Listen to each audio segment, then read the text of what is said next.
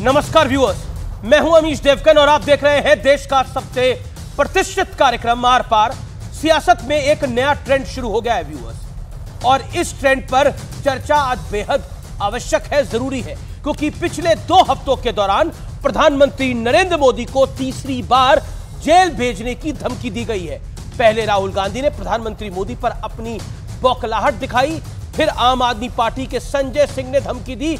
इसके बाद लालू यादव की सपुत्री मीसा भारती ने कहा कि अगर जनता ने इंडिया अलायंस को मौका दे दिया तो प्रधानमंत्री मोदी से लेकर जितने भी बीजेपी के नेता हैं, मंत्री हैं, संतरी हैं, ये सारे जेल की सलाखों के पीछे चले जाएंगे। लेकिन इस पूरे घटनाक्रम में एक इंटरेस्टिंग फैक्ट है, और फैक्ट यह है कि धमकी देने वाले सभी नेता किसी ना किसी मामले में करप्शन के घेरे में है, यानी भ्रष्टाचार में लिप्त है और जमानत पर बाहर है।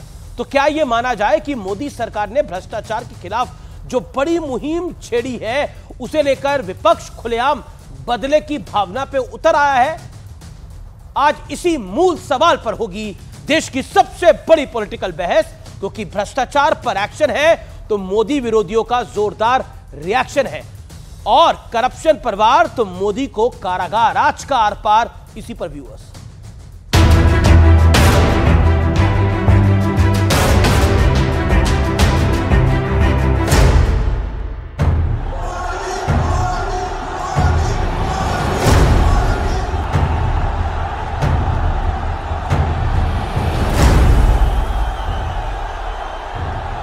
अगर देश की जनता ने कहीं हमें मौका दे दिया इंडिया गठबंधन को, प्रधानमंत्री से लेकर के जितने भी भाजपा नेता हैं जेल के अंदर बंद हो कि किसी न किसी दिन बीजेपी की सरकार बदलेगी और फिर कार्रवाई होगी, और ऐसी कार्रवाई होगी कि मैं गारंटी कर रहा हूं ये फिर से कभी नहीं होगा। कानून की निगाह में राष्ट्रपति और राज्यपाल को छोड़कर देश के प्रधानमंत्री को भी छूट नहीं है भैया।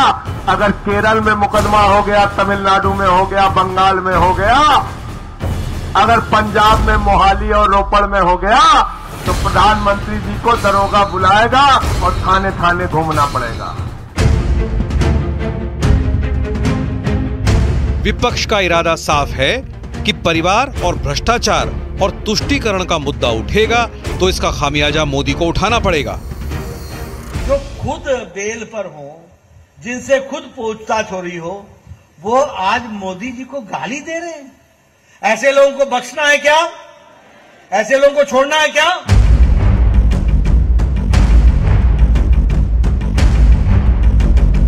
वैसे भ्रष्टाचार पर विपक्षी नेताओं के बदलते सुर को देखना भी जरूरी है। इस्तीफा मैं अपने जूते की नोक पे लेके चलता हूं, मेरे को कोई मुख्यमंत्री की कुर्सी का लालच नहीं है। एलजी कह रही सरकार जेल से नहीं चलेगी। ये एक पॉलिटिकल षड्यंत्र है, जनता इसका जवाब देगी।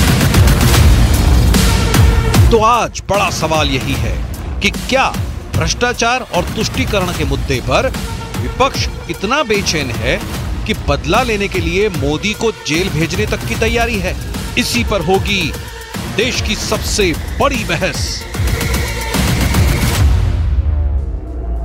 सरकार बदलेगी तो लोकतंत्र का चीरहरण करने वालों पर कार्रवाई होगी, ये मेरी गारंटी है। लेकिन नेशनल हेराल्ड पर राहुल गांधी और सोनिया गांधी दोनों बेल पर बाहर हैं। ईडी ने 752 करोड़ की प्रॉपर्टी कुर्क की थी। कोर्ट ने फैसले को बिल्कुल सही ठहराया है, क्योंकि ये सब लोग लोकतंत्र की बात करते हैं तो लोकतंत्र के दायरे में आता है कोर्ट्स, यानी न्याय प्रणाली जो है वो लोकतंत्र की और भारतीय संविधान की प्रणाली के अंतर्गत आती है, तो उसने भी सही ठहराया है।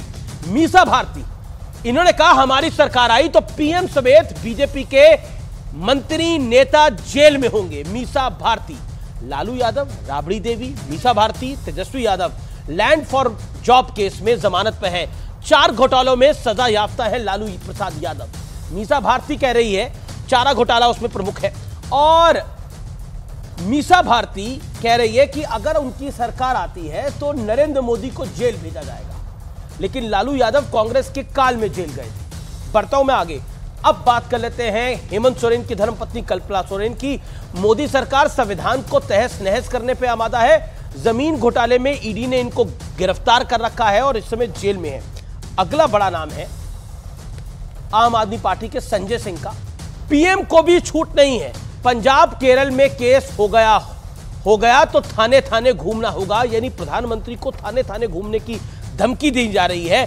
60 दिन जेल के बाद वो बाहर आए हैं। करीब करीब 6 महीने की जेल में रहने के बाद ये बाहर आए हैं। अरविंद केजरीवाल शराब घोटाले में जेल में है, मनीष सिसोदिया शराब घोटाले में जेल में है। बड़ा सवाल क्या है? करप्शन पर एक्शन से तिलमिला गया है विपक्ष, मोदी को जेल भेजने की धमकी पे उतर आया है। मेरे साथ बात करने के लिए गौरव भाटिया हैं, जो कि पेशे से वकील भी हैं और बीजेपी के प्रवक्ता भी हैं। मेरे साथ एनडीए गठबंधन के एलजेपी के नेता, प्रवक्ता और सुप्रीम कोर्ट के एडवोकेट ए.के. वाजपेयी हैं, उनका अभिनंदन है। मेरे साथ कुलदीप कुमार हैं, उनका भी अभिनंदन है, जो कि आम आदमी पार्टी के नेता हैं, प्रवक्ता हैं और प्रत्याशी भी हैं, विधायक भी हैं। आपका भी अभिनंदन है। तो कुलदीप जी, नरेंद्र मोदी को जेल भेजने की तैयारी है अब? देखिए अमीश भाई, मुझे तो लगता है ये निश्चित रूप से अगर इस देश में एक 4 गवाहों के किसी के कहने पर ये कि एक मुख्यमंत्री को जेल में डाला जा सकता है चुनाव से पहले, तो कानून देश सबके लिए बराबर है। अगर कल को प्रधानमंत्री जी के खिलाफ भी मुकदमे दर्ज होंगे तो प्रधानमंत्री जी थाने थाने जाएंगे ना? आप बताइए, जाना चाहिए नहीं जाना चाहिए? सबके लिए कानून बराबर देश के अंदर।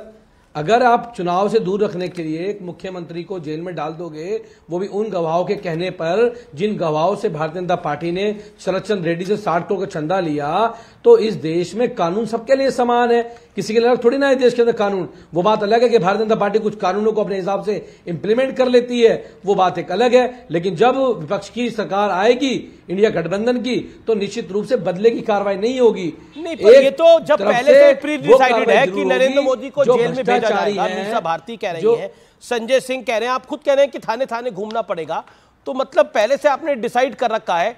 हालांकि प्रधानमंत्री जब मुख्यमंत्री थे तो उनसे पूछताछ हुई थी जब वो गुजरात के सीएम थे, और 1 घंटे नहीं, 2 घंटे नहीं, कई घंटों तक पूछताछ हुई थी। सुनिए बात पूरी सुनिए। गृह मंत्री अमित शाह को तो जेल भी जाना पड़ा था। सुनिए पूरी बात सुनिए। तब इस तरह का तमाशा नहीं हुआ था।